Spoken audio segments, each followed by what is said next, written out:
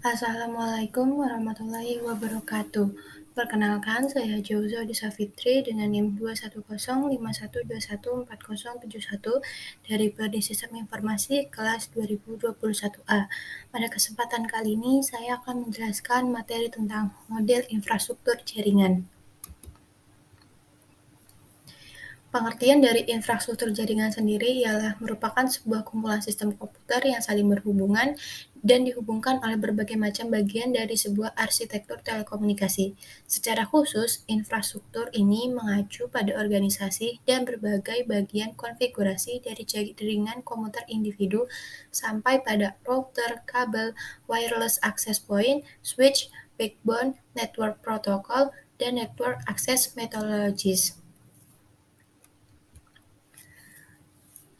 Selanjutnya, yang akan kita bahas adalah jenis-jenis dari infrastruktur jaringan. Yang pertama ada infrastruktur fisik. Sesuai dengan namanya, maka akan banyak berhubungan dengan komponen atau perangkat fisik pada suatu jaringan komputer. Selain kabel, semua perangkat jaringan yang masuk ke dalam kategori infrastruktur fisik yaitu router, switch, bridge, DNS server, DHCP server, web server, dan lain-lain. Jadi infrastruktur fisik ini adalah infrastruktur yang mengacu pada bentuk fisiknya, yang lebih menekankan pada bentuk fisiknya yang bisa dilihat oleh mata kepala sendiri. Lalu yang kedua ada infrastruktur logikal. Infrastruktur logikal dari suatu jaringan komputer bisa merupakan konfigurasi dari banyak software atau package atau sistem yang menghubungkan, mengelola, dan mengamankan host atau klien pada jaringan. Contohnya adalah DNS server config, database config, web server config, DHCP server config, dan lain-lain. Berbeda dengan infrastruktur jaringan, infrastruktur logikal ini lebih mengarah software-softwarenya atau sistemnya yang tidak bisa dilihat atau tidak bisa dirasakan secara langsung. Selanjutnya ada pembagian jaringan berdasarkan cakupannya atau cakupan geografis. Terdapat 4.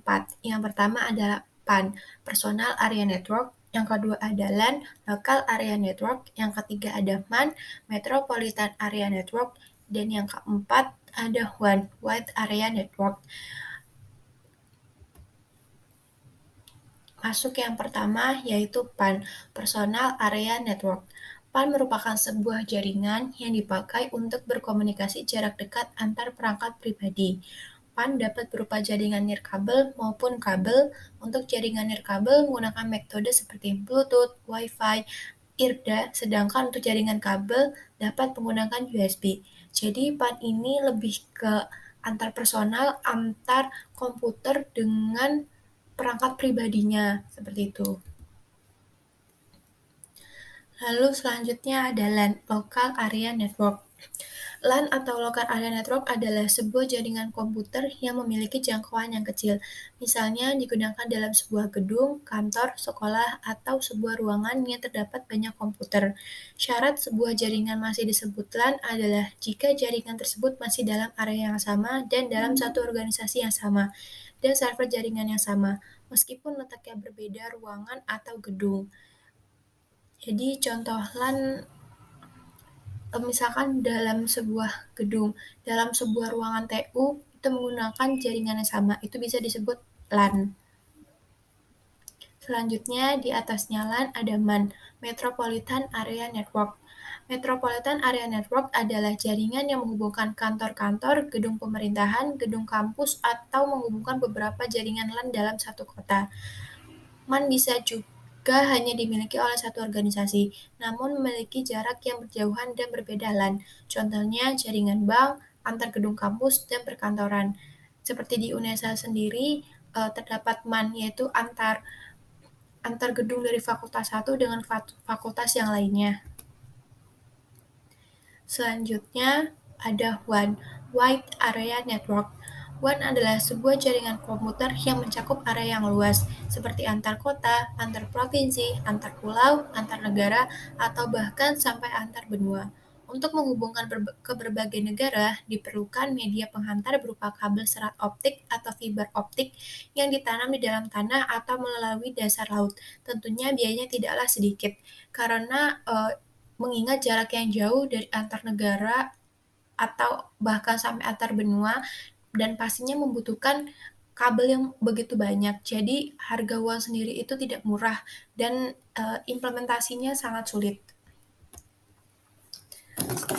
Selanjutnya masuk ke dalam topologi jaringan. Di sini terdapat 6 topologi, yaitu yang pertama ada topologi bus, yang kedua topologi ring, yang ketiga topologi star, yang keempat topologi mesh, yang kelima topologi tree, dan yang keenam topologi hybrid. Selanjutnya kita akan bahas satu persatu. Yang pertama terdapat topologi bus. Topologi bus adalah topologi yang sangat sederhana. Hanya ada satu saluran transmisi untuk semua node yang ada pada jaringan. Biaya instalasinya pun cukup terjangkau. Jika ada penambahan klien atau jaringan baru, instalasinya pun sangat mudah dilakukan. Namun jika jaringan umumnya gagal, maka seluruh sistem akan berhenti. Contohnya seperti di gambar. Jika komputer yang kedua mati, maka jaringan selanjutnya akan mati. Maka dari itu topologi bus itu agak sedikit terlalu susah, bukan susah.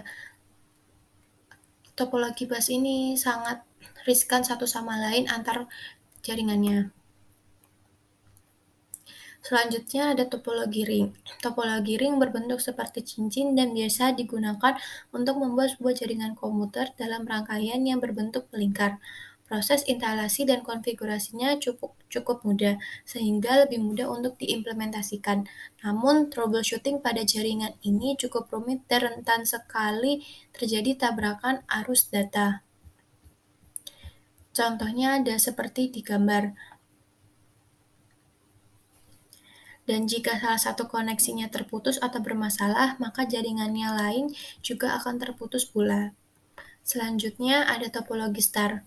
Topologi star merupakan topologi yang paling banyak digunakan dalam membuat jaringan komputer. Topologi ini menggunakan switch untuk koneksi antar klien. Tingkat keamanan data dinilai cukup baik. Penggunaannya lebih fleksibel dan user lebih mudah untuk mendeteksi masalah pada jaringan tersebut.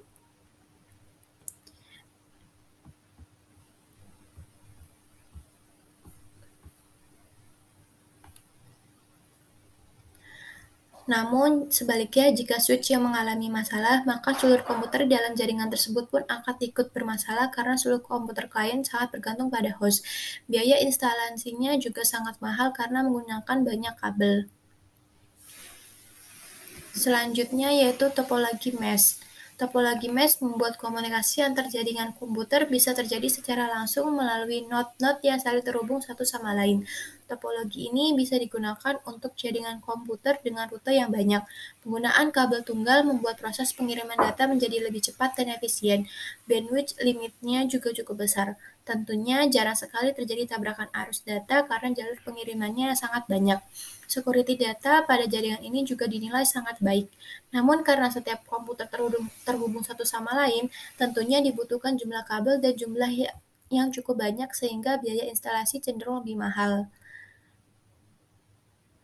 Selanjutnya ada topologi tree. Topologi tree lebih rumit lagi instalasinya karena merupakan gabungan dari topologi bus dan topologi star. Biasanya digunakan untuk interkoneksi dengan host yang berbeda-beda.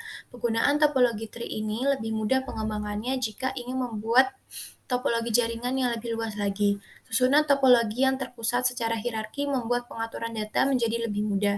Dengan topologi tree ini, jika komputer bagian atas bermasalah, maka komputer yang berada di bawahnya juga ikut bermasalah.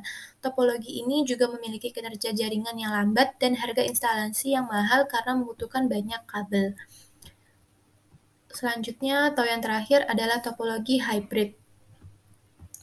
Topologi hybrid terdiri dari beberapa topologi yang berbeda untuk membangun sejumlah jaringan topologi yang baru. Topologi ini bersifat fleksibel karena sangat mudah untuk dipasangkan dengan topologi baru di jaringan tersebut. Namun, meskipun demikian, proses instalasinya cukup rumit.